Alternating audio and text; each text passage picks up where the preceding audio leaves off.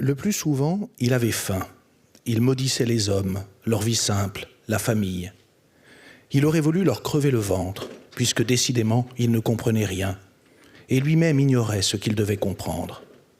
Durant ses longues errances sans but, il s'acoquinait avec de pauvres bougres, des petites frappes, leur racontant le soir autour du feu des bribes plus ou moins arrangées de sa vie, dans un élan amical sincère.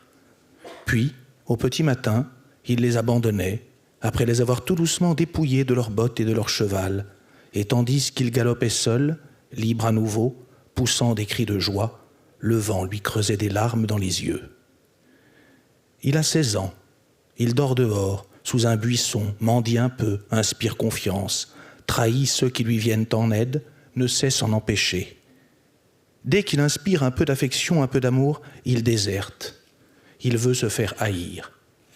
Nous ne savons rien de cette période de sa vie, mais nous ne savons presque rien de sa vie avant qu'il ne meure. Billy ne nous sera livré qu'une fois disparu. Alors, on inventera Billy. On lui fabulera une existence glorieuse ou moins glorieuse, on lui donnera sa chance. Mais le jeune Billy, l'adolescent, celui qui a été jeté en prison pour avoir volé un peu de linge, on ne le connaît pas. On ne connaît jamais les adolescents. Ils nous évitent, nous mentent. Tout ce qui est correct, régulier, nos lois, nos mœurs, leur font horreur. Et Billy, du fond de son horreur pour nous, de son insondable malheur, de son honnêteté endurcie, vola du linge et des vêtements miteux. Il aimait prendre ce qui est aux autres, il voulait tout pour lui, essayer les vêtements en vitesse, se regarder dans la glace, s'admirer, froisser le linge, briser le miroir à coups de pied et jeter tout ça dans un trou. Bonsoir. Bonsoir Éric Vuillard, merci beaucoup pour cette lecture d'un passage de Les Orphelins, une histoire de Billy the Kid publiée aux éditions Actes Sud. Et nous sommes rentrés à travers cette lecture dans le vif du sujet, c'est-à-dire à la fois la jeunesse, l'intensité, la violence, la solitude de ce personnage, parmi d'autres au cœur de ce livre qu'est Billy the Kid. À travers lui, d'autres rencontres, d'autres adolescents, d'autres jeunesses. On a souvent tendance à parler de jeunesse perdue. Je ne crois pas que ce soit le cas ici parce que ces jeunesses-là, elles ne sont pas perdues pour tout le monde, si j'ose dire. On va le voir au cours de cette conversation. Elles ont contribué à quelque chose. En réalité, à leur corps défendant, elles ont servi de matériaux, d'outils à une autre construction qui les dépassait. La première question que je vais vous poser, Éric Vuillard, on a ici la couverture du livre avec cette photo tout à fait surprenante. Il ne s'agit pas de Billy the Kid. De qui s'agit-il et pourquoi cette photo sur la couverture ?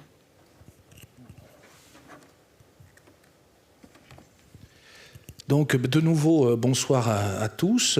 Merci à la Maison de la Poésie et Olivier Chandançon, donc et à toute l'équipe pour cette invitation, et à Marie-Madeleine Rigopoulos, avec laquelle donc, je vais dialoguer pour la seconde fois, je crois, ici ce soir. Et puis, je tenais à saluer les éditions Actes Sud. Je vois qu'il y a Maude Simoneau et Juliette Zawi qui sont dans la salle. Et puis, Floriane Lorichès, qui m'avait invité à une table ronde à Londres et qui m'a fait, je crois, la gentillesse d'être parmi nous aujourd'hui.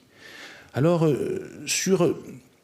cette photographie a une importance pour moi un petit peu particulière, puisqu'au fond, elle est parmi les diverses choses qui ont attiré mon attention et qui m'ont donné envie d'écrire. Alors au début, je ne savais pas du tout que ça serait une histoire de Billy ou de la guerre du comté de Lincoln, puisque c'est de ça aussi dont il va être question. Mais cette photo m'a attiré, comme des choses nous attirent au gré de nos lectures, des livres qu'on feuillette, des films qu'on peut voir. Alors elle m'a attiré parce qu'elle a en elle une forme finalement d'insolence superlative, presque souveraine au fond. Ces gens-là nous regardent, donc on a ce jeune homme qui se tient d'une manière un petit peu nonchalante, qui a une morgue un peu pénible au fond, et au-dessus de lui, cette jeune femme qui tient le pistolet, ce qui au fond ajoute à l'inquiétude et ce qui fait de cette photo le contraire d'une certaine manière d'une photographie bourgeoise où l'homme tient la carabine, dans l'Ouest, je veux dire, pas ici, et où la femme évidemment se tient sagement à côté, éventuellement avec les enfants. Donc là, on a avec cette photographie quelque chose de singulier déjà en soi, mais au fond, il y a quelque chose d'autre qui m'est apparu en écrivant sur cette photographie, c'est que, cette photographie s'adresse à nous. ça n'est pas une photographie du tout de famille, ça n'est pas un portrait, vous voyez, comme on peut en avoir chez soi, c'est-à-dire sur sa table de chevet, par exemple. Ça n'est pas une photographie de table de chevet. D'ailleurs, Jesse Evans, donc, qui est le protagoniste de la photo, n'avait pas et n'a jamais eu de table de chevet. C'est manifestement une photo, je me disais ça hier, c'est une photo qui ressemble un petit peu à ces photos quand on est gamin, vous savez, jadis, quand il y avait des photomatons dans les gares, on a un peu bu toute la nuit, et puis voilà, à 6 heures du matin, on prend une photo grimaçant où il y a 4 personnes qui se regardaient comme ça dans l'objectif du photomaton. C'est une photo qui est en fond adressée aux autres. Et puis vous voyez qu'on oubliait et puis qui tombait et que la personne d'après ramassait. Et vous voyez 4 gamins, en gros, d'une certaine manière, lui dire merde. Et voilà, c'est une photo qui, d'une certaine façon, nous dit merde. C'est une photo très insolente, extrêmement agressive et dans laquelle on sent flotter finalement ce que vous évoquez, c'est une jeunesse, mais une forme particulière de liberté. Une forme de liberté, alors de surcroît, enfin on est sensible aux choses selon le contexte dans lequel on vit. Et on ne peut pas dire aujourd'hui qu'on soit dans un moment de la vie sociale où la liberté, vous voyez, traverse tout le monde et où on a, je ne sais pas, on n'est pas du tout en mai 68. C'est pas Woodstock, non ça, non, pas du tout. Voilà. Donc j'ai été d'autant plus sensible à cette manifestation ancienne d'une forme de liberté que je n'ai pas du tout connue, évidemment, qui, comme toutes les formes de liberté, est singulière, datée en quelque sorte, prise dans un monde, et dont les caractéristiques sont doubles. Vous soulignez, il y a quelque chose... Alors, oui, vous disiez, c'est pas une jeunesse perdue, en tout cas pas pour tout le monde. Tout d'abord, ce qui m'a frappé en écrivant sur cette photo, et sur Jesse Evans, et sur la vie de ces jeunes, disons, cow-boys de la frontière, garçons vachés, c'est que... en termes, on pourrait presque dire hegeliens, c'est une liberté vide. C'est une liberté pour rien, si vous voulez, pour personne, même pas pour eux, d'une certaine façon. C'est une liberté qui est sans détermination, sans qualité. Presque du nihilisme. Oui, oui, en quelque sorte, on pourrait reprendre presque, évidemment, à leur regard, vivre libre ou mourir. Il y a quelque chose de sorte, sauf que ça n'est pas vivre libre pour quelque chose, pas du tout.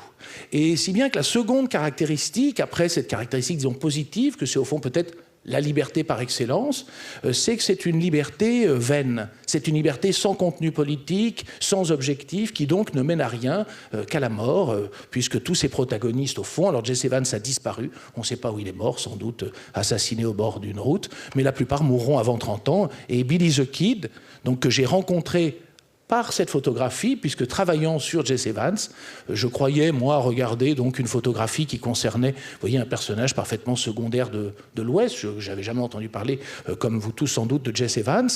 Et m'approchant de son existence, tout de suite, je rencontrais Billy, dont il a été le compagnon. C'est bien que j'ai eu cette impression bizarre de faire une petite promenade en forêt, sur un tout petit sentier qui s'appelait Jesse Evans, et aussitôt d'arriver sur la grande route, c'est-à-dire un mythe mondial.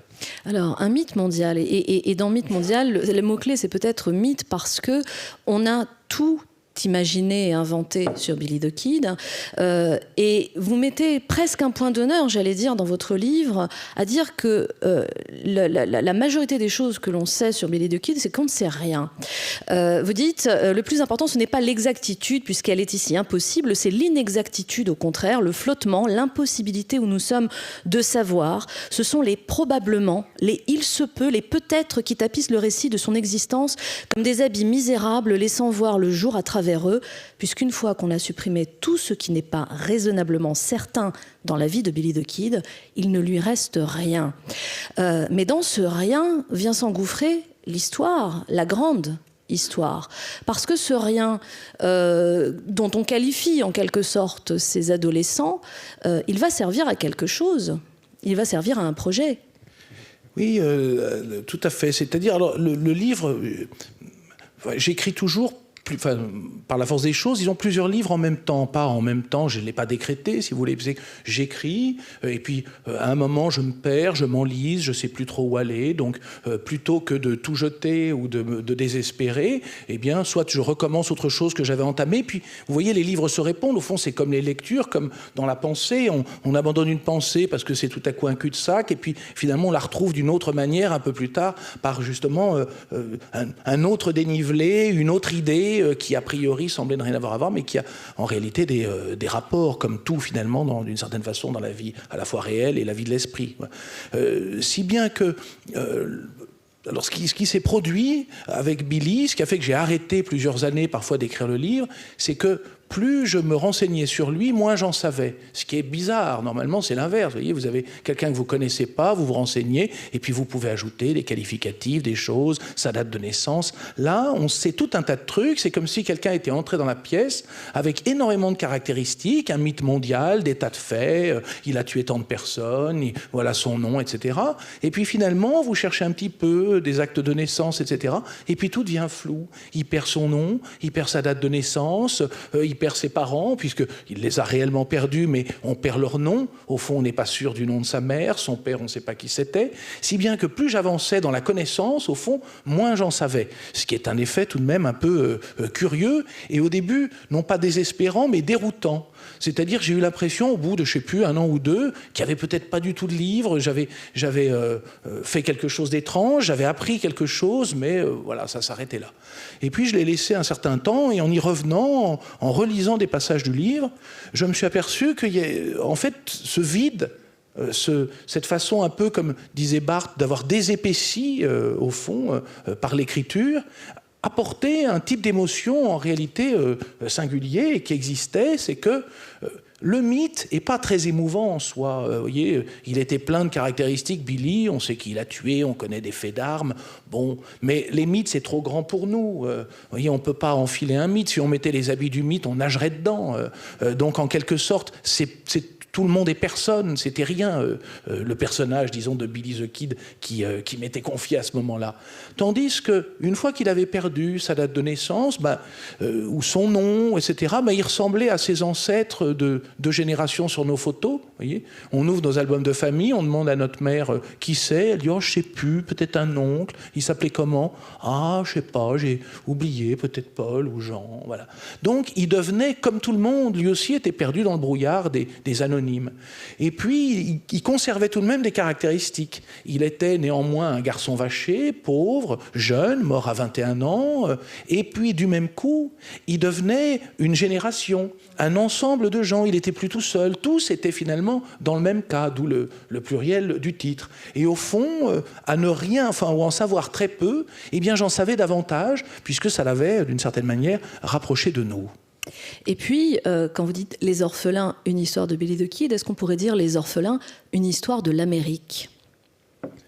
Alors, oui, c'est ce que vous évoquiez, d'ailleurs, c'est la seconde partie de votre question sur la grande histoire, c'est que j'ai eu de nouveau ce même phénomène que j'évoquais avec Jesse Evans et la photo, c'est-à-dire, je prends un petit chemin de campagne, faire une petite balade, voir qui est ce Jesse Evans, et puis je tombe sur un mythe mondial, sur Billy the Kid.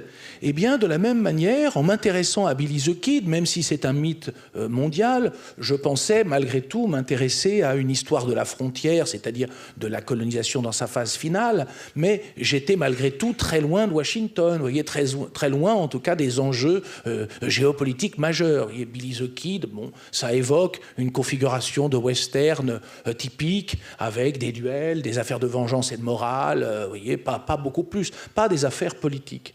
Or, évidemment, m'intéressant à lui, j'ai essayé de savoir qui était son employeur, contre qui il s'était affronté, et là, je tombais alors sur tout d'abord une petite entreprise locale, on peut dire, voilà, une boutique qui s'appelle The House, la maison, qui était tenue par 2 types chevronnés dans l'art du crime et qui avaient embauché tout un tas de petits malfrats, dont Jesse Evans, qui a d'abord été un compagnon de Billy, mais qui ensuite est parti travailler ailleurs, puisque une des caractéristiques de ces jeunes gens, c'est d'être au fond des saisonniers. C'est des saisonniers du vol ou du crime, mais ils sont comme d'autres saisonniers. Ils sont en bande, ils arrivent à tel endroit au Nouveau-Mexique, vous voyez, puis il y en a un qui dit « Ah, ben, j'ai trouvé du boulot là-bas dans une ferme. Tu viens ?» Oui, alors il y en a 4 qui partent là, et puis les autres vont ailleurs. Puis ils finissent par s'affronter ou se retrouver.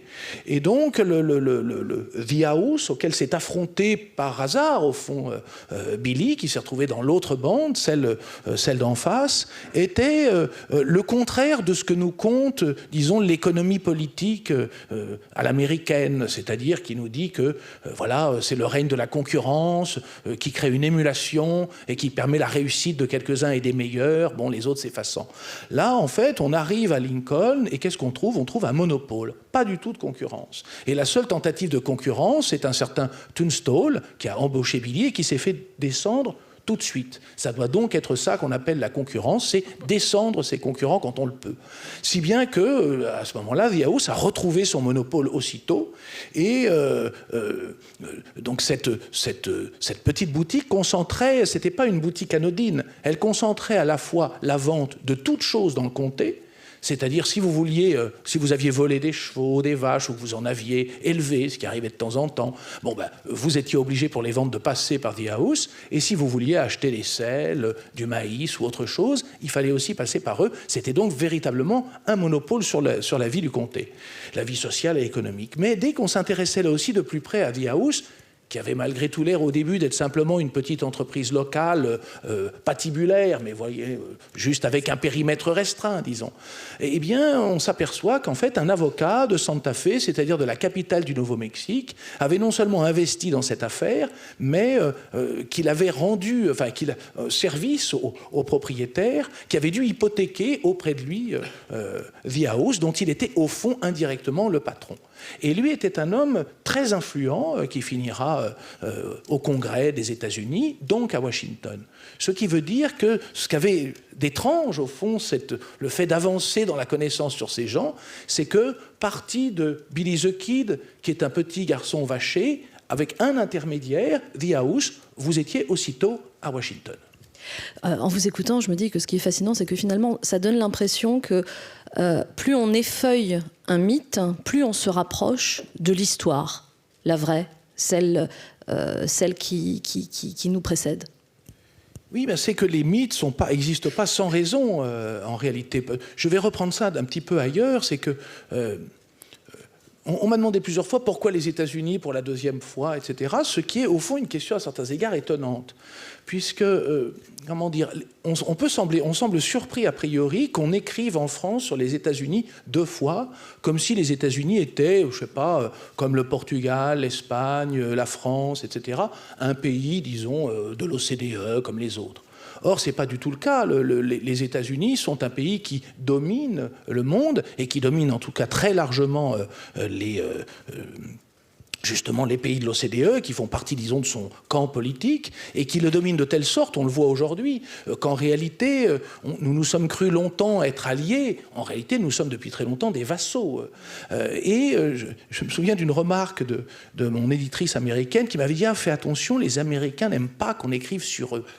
Alors, c'est un peu surprenant, mais en fait, pas tellement. C'est-à-dire, je faisais une sorte de comparaison, je me disais, c'est comme si dans un hôtel particulier, vous voyez, dans le 16e arrondissement, le domestique écrivait sur ses patrons. Vous voyez, ça serait mal vu.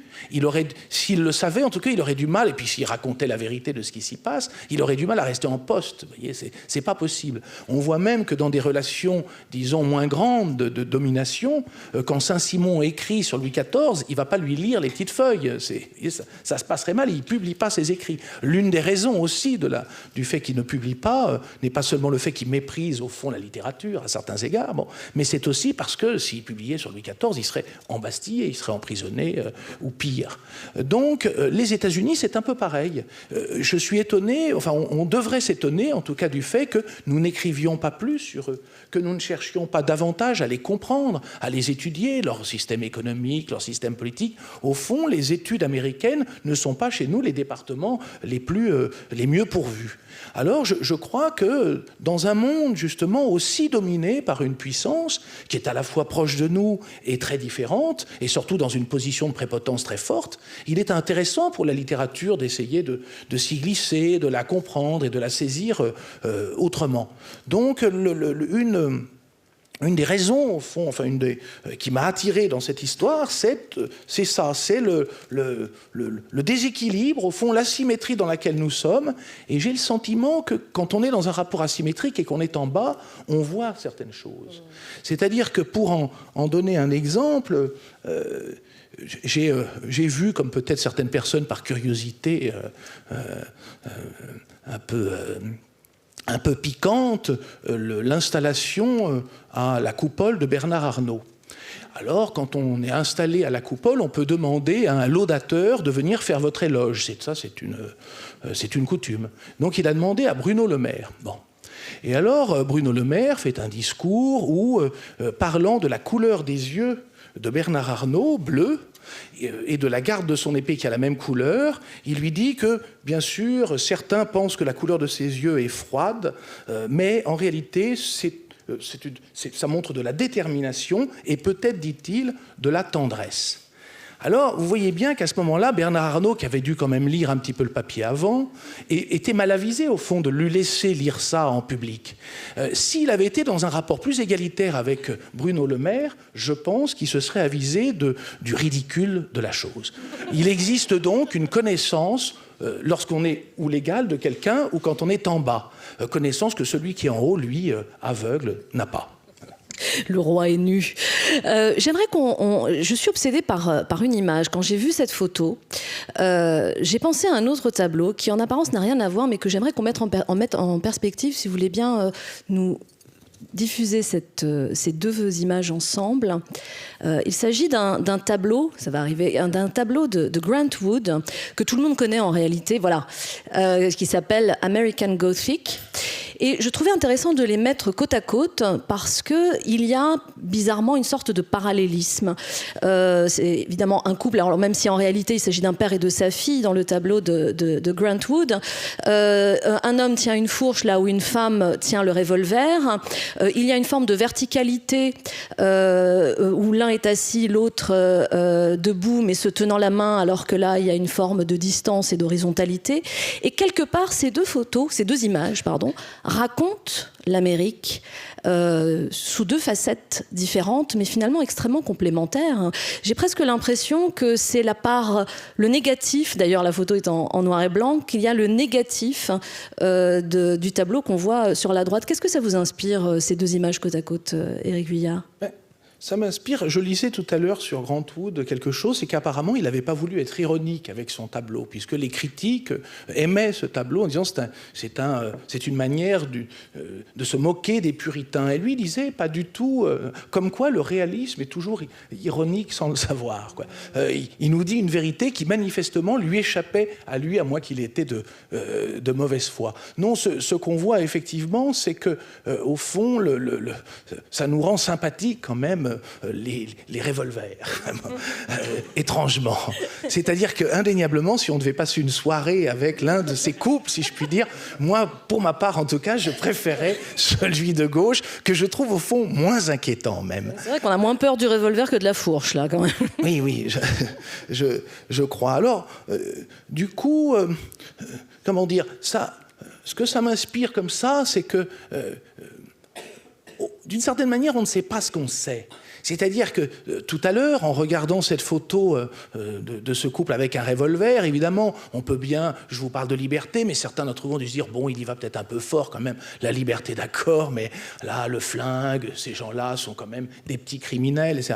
Et on voit que d'une certaine façon, tout ça est non pas seulement relatif, mais qu'au fond, on ne le connaît pas.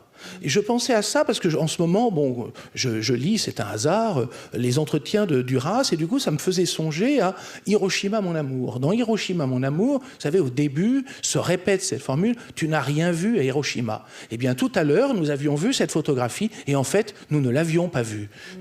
Ce tableau-là nous l'a fait voir autrement, puisque, quand bien même nous pourrions être un petit peu inquiets à l'idée de passer une soirée avec eux, finalement, nous préférerions, par contraste, en tout cas, nous les voyons autrement. Si bien que ça m'amène un petit peu à autre chose, c'est que à un moment dans le texte, j'écris que, au fond, les orphelins, c'est-à-dire les gens comme Jesse Evans, qui lui aussi est parti très tôt de chez lui, dont on ne connaît pas l'histoire familiale du tout, enfin, que le temps a effacé, comme Billy, je dis quelque chose comme ils savent tout et ils ne savent rien. Alors, au fond, ce que ça signifie, enfin, on peut l'interpréter de différentes manières, c'est que c'est comme Hiroshima. C'est-à-dire que, en réalité, nous, les concernant, nous n'avons rien vu. C'est-à-dire, nous n'avons aucune idée de ce que c'est que d'être, à 14 ans, livré à soi-même, dans une région pas seulement instable, mais peu sûre, où tout le monde est armé, comme eux, où se trouvent des gens qui, eux, sont absolument chevronnés dans l'usage des armes, où une grande violence règne, pas seulement endémique, puisque c'est la dernière phase de la conquête, donc il y a encore des massacres d'Indiens, etc. Donc, d'une certaine manière, ils ne savent rien, c'est-à-dire ils n'ont pas eu la chance d'aller à l'école, de lire, de regarder des tableaux, etc. Mais en revanche, ils savent quelque chose que nous ne savons pas. Ils savent quelque chose sur le réel, quelque chose qui est lié au dénuement. Et voilà. Et peut-être que la littérature, l'écriture, consiste d'une façon, en tout cas pour ce livre, pour moi, à, en écrivant, se mesurer aux coordonnées d'une autre vie sociale. Voyez. Oui, et puis il y a une forme de tendresse, me semble-t-il, de votre part dans ce livre, parce que, en dépit de tout, il s'agit d'enfants. Vous avez dit 14 ans tout à l'heure. Ce sont des enfants, ce n'est pas juste des personnes seules et violentes et dans le dénuement. Et donc, il y a une violence systémique dans ce pays vis-à-vis aussi d'une enfance qui est livrée à elle-même et abandonnée à la violence. Elle n'est pas seulement génératrice de violence, elle est le fruit de cette violence. Oui, alors en plus sur l'enfance, au fond, c'est après le livre ça que ça m'est venu en parlant. Il y a toute une généalogie des orphelins dans la littérature ancienne. Pour moi, elle commence avec Villon, qui était lui-même orphelin, qui s'est retrouvé étudiant à Paris, qui lui aussi a commis des crimes, des délits, des vols importants, a été emprisonné, condamné à mort. Et ce qu'il y a de troublant, je pense, dans notre littérature, c'est que pour moi, en tout cas, c'est la première fois qu'une voix si familière, à travers la poésie de Villon, s'adresse à nous si directement, en fait, d'une façon qui n'a pas les côtés artificiels qu'a toujours la littérature, et puis qu'avait surtout la littérature du passé, puisqu'elle était finalement faite pour les princes. Et avec Villon, cette poésie d'hommes errants, qui étaient sans doute en grande partie ou recopiés à la va-vite ou apprises par cœur, eh bien on a une sorte de, vous savez, cette expression d'un pauvre écolier qui fut nommé François Villon, cet accent tout à coup familier et tout à fait touchant et nouveau. Or, il s'agit non pas d'un enfant, mais il s'agit malgré tout de quelqu'un de très jeune qui disparaîtra jeune et qui inaugure, qui ouvre une séquence dans laquelle, soit comme personnage à l'intérieur des romans, soit comme auteur, dans le cadre par exemple de Rimbaud, les orphelins, les gens démunis, très jeunes, la jeunesse, va jouer un rôle important dans la littérature, mais aussi comme sujet, et je pensais notamment là, comme ça, à Dickens, où on trouve comme ça toute une flopée d'orphelins, d'enfants, au fond, et c'est pas seulement lié à son siècle, ça l'est en partie, mais à travers eux, au fond, quelque chose de la fragilité, du destin même collectif, au fond, est en train de se dire. Et ce qu'il y a de très fort chez Dickens, enfin ce qui me touche beaucoup, c'est que ça passe pas seulement, disons, par ces descriptions que certains peuvent juger trop folkloriques, un peu trop appuyées, comme le dit Forster, des personnages plats, mais bon, tout ça pour dire après que ces personnages plats sont quand même bigrement efficaces, etc. Ce qui me touche, c'est l'écriture. C'est qu'au fond, l'écriture est une forme à la fois de connaissance et elle manifeste quelque chose ensuite pour nous quand on est lecteur. Et chez Dickens, ce qui se passe, c'est que lorsque, dans le magasin d'Antiquité, il parle de ce personnage très pauvre, la petite Nell, qui fuit donc de méchantes gens qui lui en veulent, eh bien, tout le roman, pendant 600 pages, on la suit, mais c'est l'écriture au fond qui nous entraîne. C'est pas seulement les descriptions sociales, cette écriture qui rend si bien une sensation de tristesse, de fatalité, de quelque chose de glauque, eh bien c'est sans doute une des manières que Dickens a trouvé d'adopter la petite Nell. Et c'est une manière, là où la réalité se cache, vous échappe, comme vous le disiez en début de livre, en disant qu'on ne sait rien. Finalement, l'écriture permet d'établir une vérité à défaut d'une réalité. Oui, c'est tout à fait ça. J'avais noté aussi une phrase de Duras tout à l'heure. Elle dit « Quel autre moyen avez-vous de rejoindre le reste de l'humanité ?» Alors vous dites les desperados, desperado qui signifie aussi désespéré, évidemment ça ne s'invente pas, le desperado est la figure dépravée du self-made man. Qu'est-ce que vous voulez dire par là? Eh bien, en réalité, alors les mythes américains, évidemment, ont une fonction.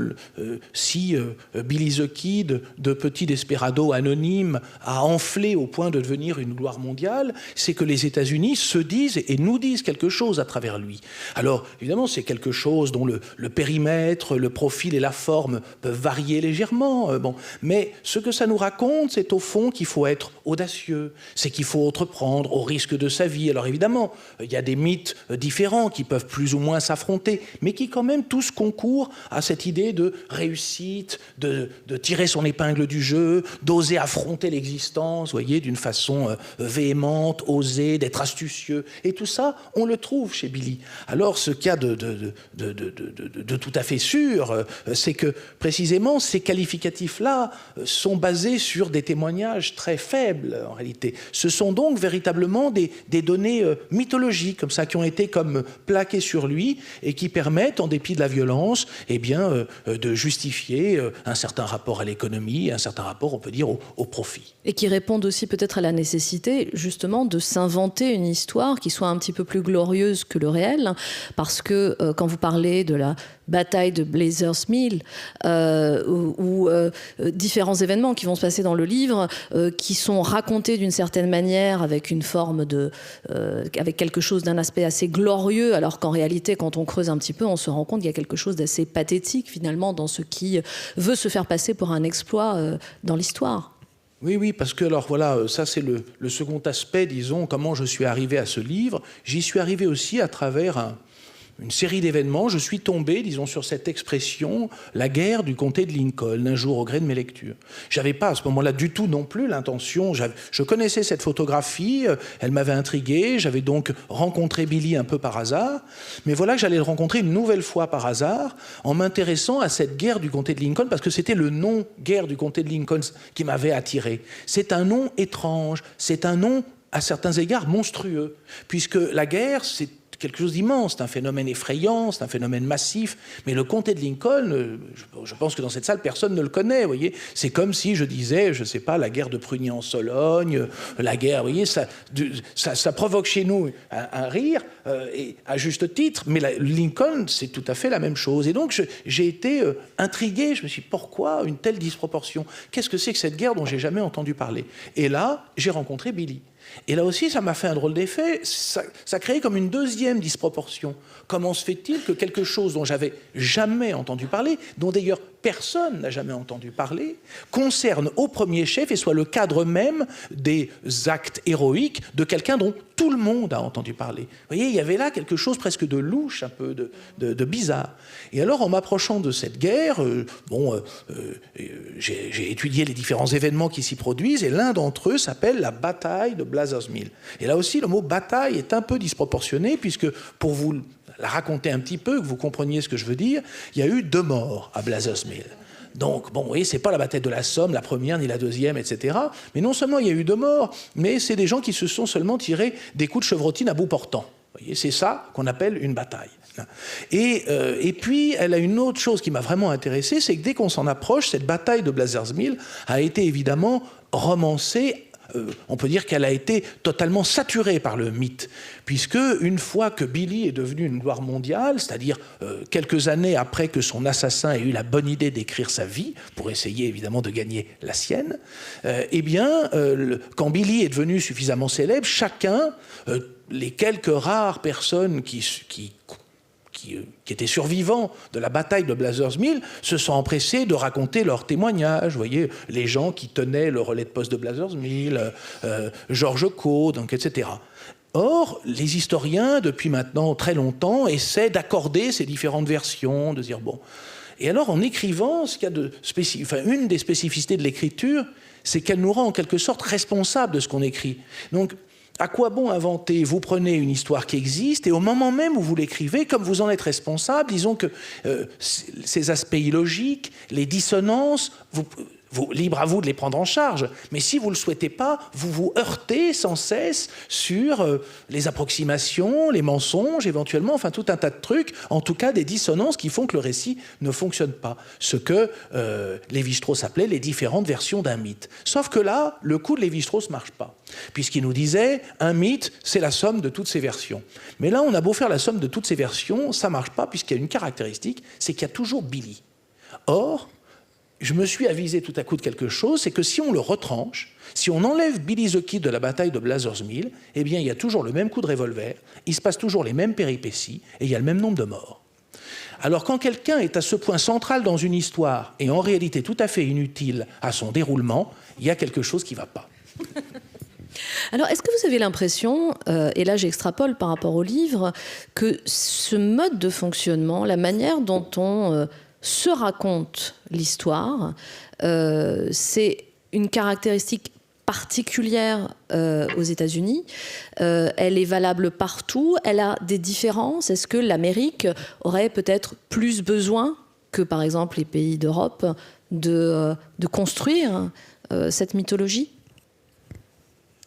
Disons qu'en tout cas, les mythologies sont toujours produites par celui qui domine. Les mythologies, alors il peut y avoir des exceptions sans doute, mais au fond, c'est non seulement la puissance qui les produit, mais je pense même que ce qu'on appelle la fiction, ce ne sont pas les écrivains qui la produisent, etc. Non, c'est le pouvoir qui produit des fictions. Et Billy est une des fictions américaines et une des fictions du pouvoir, puisqu'encore une fois, il a été non seulement, sa vie a été écrite par son assassin, Pat Garrett, mais son assassin était shérif, il avait été élu shérif. Il était donc un des représentants du pouvoir. Et donc si ensuite cette histoire a été reprise en charge et est devenue petit à petit un mythe mondial, c'est au fond que les États-Unis, le pouvoir à travers elle, comme je le disais tout à l'heure, se raconte quelque chose et nous dit quelque chose. Donc évidemment, les États-Unis ont des raisons toutes particulières aujourd'hui de nous raconter des histoires qui sont de la même manière que jadis les Romains construisaient toutes sortes de mythologies, racontaient leur vie guerrière, leur affrontement, la première guerre punique et la deuxième à leur façon, puisqu'ils dominaient le monde, et bien maintenant, ce sont les États-Unis qui ont la parole, au fond. Donc, le mythe, c'est toujours ça, c'est pas seulement une production innocente et hasardée, comme ça, vous voyez, une sorte de rêve que les sociétés feraient. Non, les sociétés qui rêvent, qui peuvent se permettre de rêver et d'imposer, surtout leurs rêves, ce sont les sociétés qui dominent. Et une des choses, en écrivant le livre, qui m'est venue comme ça petit à petit, c'est d'une certaine manière que Washington, c'est la même chose. C'est un mythe. C'est-à-dire, c'est une ville, c'est vrai, il y a des habitants, je ne dis pas le contraire, il y a même des quartiers sympathiques, il y a des bars où il fait bon s'arrêter pour bouquiner, etc. C'est vrai. Mais telle qu'on la voit sur les photographies, telle que nous représentons Washington, c'est-à-dire au fond une ville comme les autres, ça a l'air beau de loin, les photographies sont plutôt comme ça saillantes pour la ville, on a l'obélisque élégant, les coupoles, le marbre blanc. Alors on peut trouver en tant qu'Européen que c'est moins beau que Rome, c'est vrai, c'est plus récent, on peut sourire au fait que ce soit un peu des parvenus, que tout ça a été fait à la va-vite, en partie d'ailleurs au début du XXe, donc assez tardivement, etc. Malgré tout, on le voit à travers les films, les séries, enfin la multiplication d'images, le bombardement même qu'on subit d'images de Washington, eh bien Washington a fini par s'imprégner en nous, au même titre d'une certaine manière que Rome, que les belles vues de Paris, et fait partie des vues centrales au fond de notre monde. Or, quand on se promène à Washington, ce qui est troublant, ça n'est pas seulement le fait que Washington serait, disons, une architecture de seconde catégorie pour Européens, repus de belles œuvres d'art. C'est que c'est trop grand. Le premier truc qui est frappant, c'est trop grand, c'est beaucoup trop grand en fait, comme les mythes. Vous voyez, je vous disais, c'est des vêtements trop grands, les mythes, et bien là c'est pareil. On se promène au bord du bassin, là l'été, il fait trop chaud, c'est long, on veut aller voir comme ça un des mémorials, le Lincoln Memorial, et alors on transpire, c'est très désagréable. Alors je dis pas qu'en traversant le pont de l'Alma ou ce genre de choses, on transpire pas de temps en temps, mais c'est pas du tout pareil. Il y a des espaces très grands aussi à Paris qui sont d'ailleurs ceux du pouvoir, très dilatés, les Champs de Mars, c'est important, on a moins envie de s'y balader que dans d'autres quartiers, mais malgré tout, Washington, c'est pas seulement un endroit, c'est Washington même, c'est-à-dire en tout cas, l'architecture du pouvoir à Washington est sortie de terre d'un seul coup. Alors on va me dire, mais alors on a le droit de faire un pays d'un seul coup? Oui, c'est vrai, on peut, mais pour ça il faut de la place. Et quand on veut de la place pour construire un pays, il faut avoir massacré tout le monde et dans ce cas-là, occuper l'espace qu'ils ont libéré. Si bien que ce qu'on ressent à Washington quand on s'y promène, c'est-à-dire cette dilatation de l'espace, cette rapidité avec laquelle les bâtiments sont sortis de terre, ce côté décor, au fond, a à voir avec le fait, évidemment, que c'est une colonie et, du coup, avec le mythe. C'est une sorte de mythe architectural. Alors, vous avez évoqué tout à l'heure Pat Garrett en disant qu'il était devenu shérif. Et ce qui est assez drôle, si je puis dire, c'est qu'ils sont nombreux ceux qui auraient pu finir comme Billy the Kid et qui finalement ont pris du galon. ils ont pris du galon parce qu'à un moment donné, l'histoire, elle décide... on a presque le sentiment qu'on se dit, bon, bah, allez, on va tous se pardonner un bon coup, on va faire des élections, on va devenir des démocrates. Je vais très vite, mais c'est un peu ce que vous dites en filigrane. Oui, alors, parce que c'est une période charnière. Alors, c'est ça qui est intéressant dans les périodes charnières. Il s'y passe des choses, et puis ensuite, elles se figent. Et ce figement, en général, enfin là, en l'occurrence, c'est le nôtre, d'une certaine façon. C'est-à-dire, l'épisode d'avant, c'est ce que je vous raconte depuis le début. C'est-à-dire, c'est l'Ouest, bon, ils ont des bottes, de la poussière partout, ils s'entretuent à coups de chevrotine, bon. Mais... comme je l'ai dit, on arrive à Washington. Et on y arrive en peu d'intermédiaires. C'est-à-dire de Billy à Washington, il y a un intermédiaire. Et aussitôt après, on y est. Ce qui signifie que Billy doit bien servir à quelque chose pour Washington. Un intermédiaire, vous voyez, c'est pas beaucoup. C'est presque une petite entreprise, en fait, vous voyez, avec peu de gens. Voilà. 3 personnes suffisent. Au fond, celui qui est à Washington, celui qui est à Lincoln, et puis le pistolero qui se promène pour tuer quelques Indiens, s'approprier les concessions et chasser les squatteurs. Et donc, ce qui se passe, ce à quoi j'assistais petit à petit en écrivant le livre, c'est qu'il y avait comme 2 versants. Il y avait ce premier espace qu'on connaît, celui du western, Monument de Vallée, la poussière, le soleil et les morts. Et puis tout de suite, au fond, il y avait un second espace, et entre les deux, il y avait les élections. C'est-à-dire qu'à l'inverse de ce que nous racontent les films américains, où arrive un avocat idéaliste dans un endroit où règne la terreur de l'Ouest, et ce jeune avocat idéaliste, par exemple James Stewart, dans un film que je ne citerai pas, de Ford, arrive et décide, parce qu'il est justement naïf, idéaliste, et qui croit dans les valeurs américaines, d'imposer la loi et l'ordre, mais disons la bonne version de la loi et l'ordre, pas ICE, une version démocratique. Eh bien, ça n'existe pas du tout.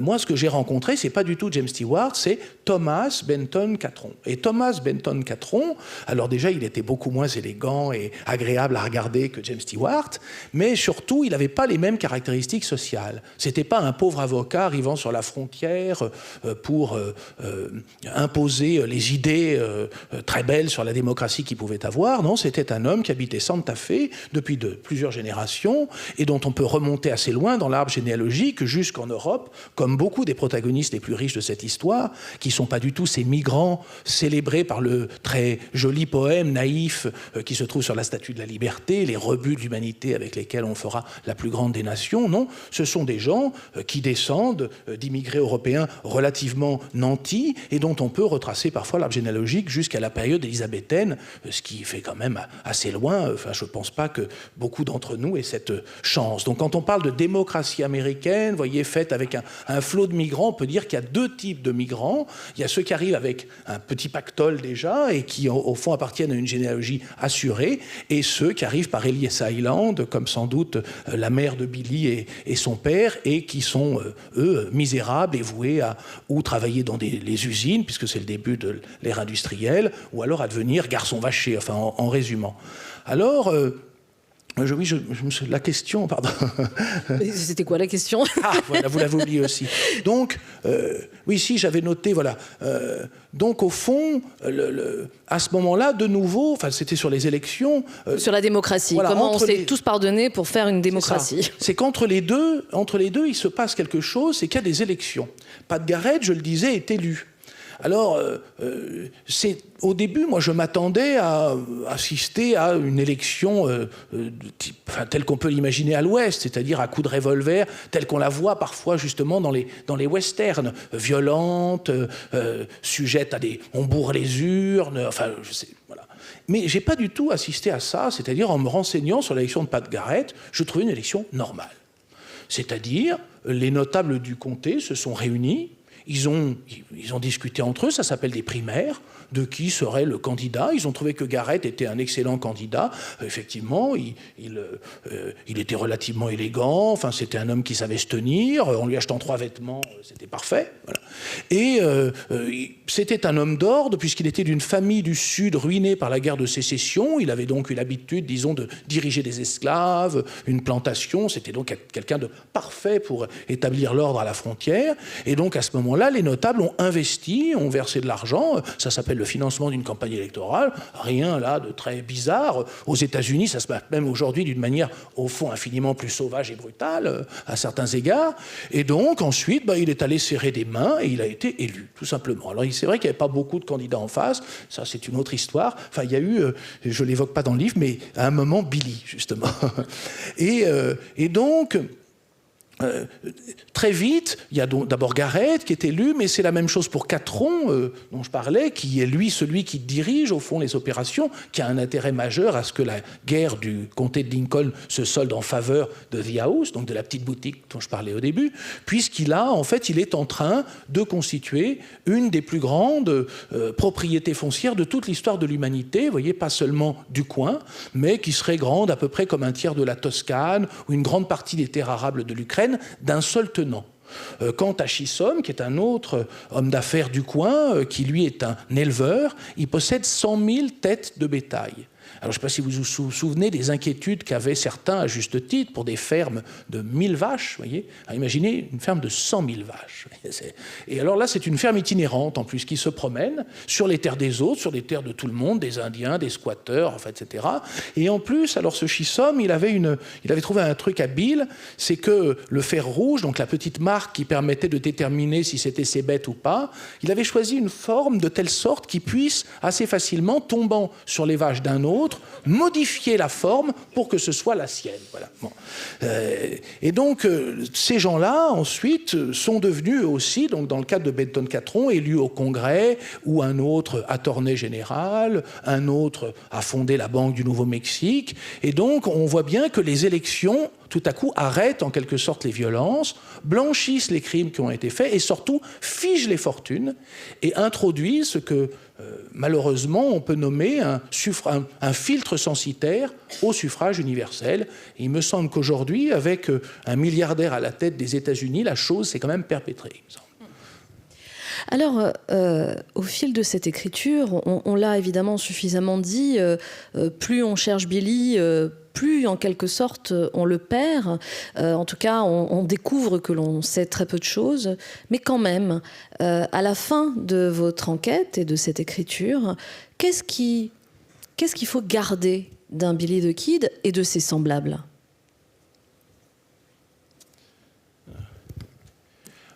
On peut garder beaucoup de choses, celles que j'évoquais, liées à la fois à la liberté.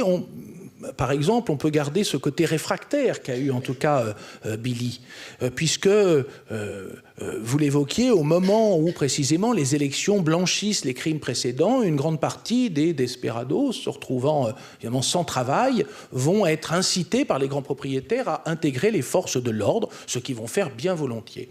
Là encore, tout rapport avec la situation actuelle Et j'ai donc été, moi, surpris, disons, par la situation actuelle, puisque ça s'est aggravé que très récemment, le livre étant fini depuis belle lurette.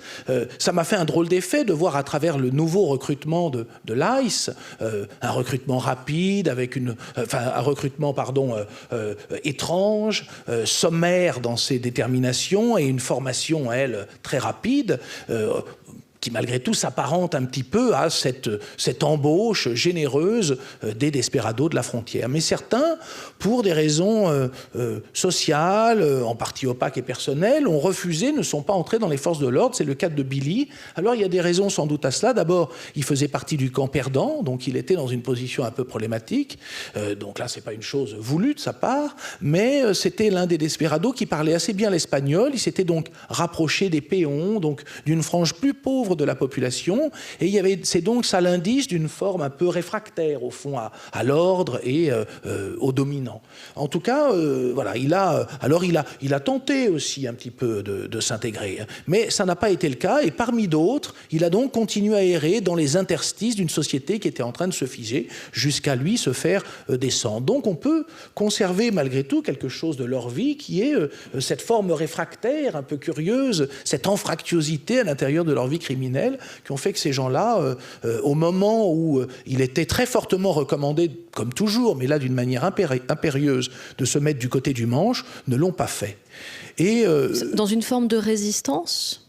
Oh non, j'irai pas jusque-là. Non, il y a une forme de hasard là-dedans. Mais c'est toujours le cas dans la vie. Enfin, il y a un mélange à la fois toujours de hasard, d'opinion. Je ne veux pas dire qu'on entre dans la résistance par hasard, hein, mais dans le cadre de Billy, qui n'avait pas d'opinion politique, qui avait juste une manière de vivre, disons, cette manière de vivre, proche, comme je le disais, des péons, des Mexicains, des gens les plus pauvres, l'a sans doute incité, ou en tout cas a été une pente qui a été défavorable à son intégration sociale, voilà, pour le dire un peu autrement.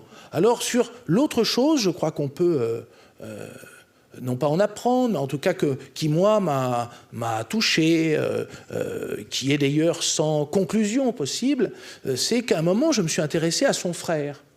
Parce que donc il avait un frère dont là encore on ne sait pas si c'était le petit ou le grand, bon, tout ça reste incertain, qui sans doute s'appelait Joseph et que sans doute il appelait Joe.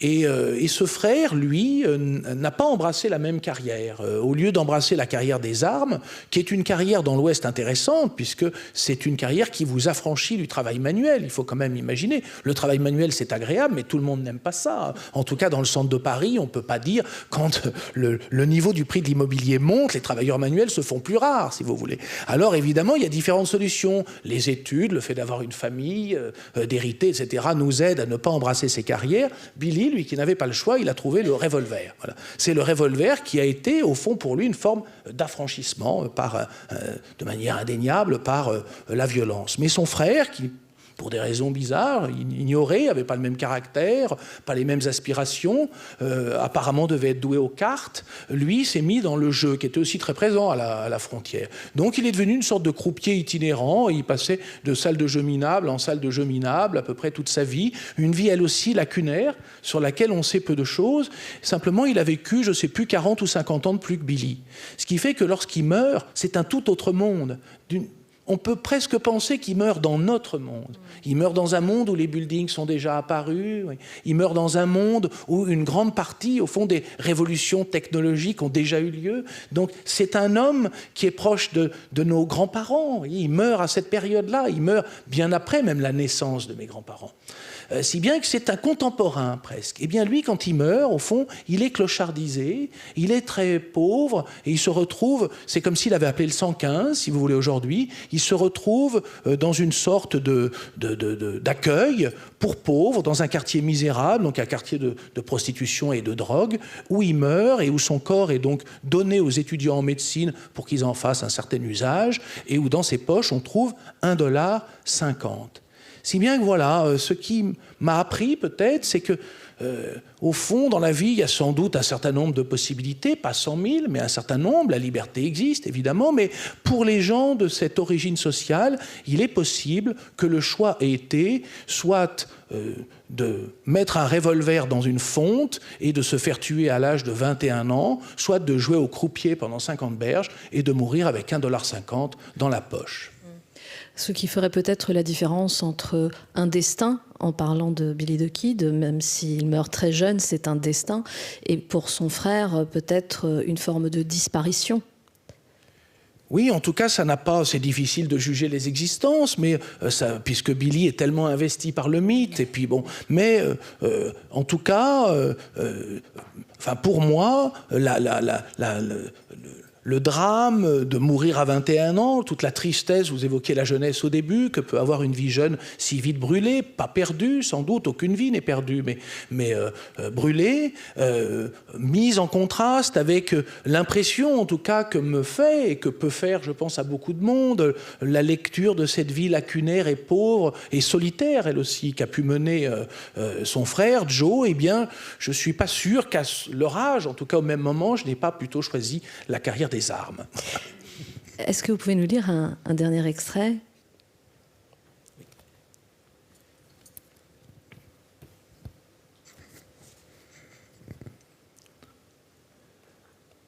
Le 14 juillet 1881, à Fort Sumner, 3 hommes pénétrèrent de nuit dans un verger.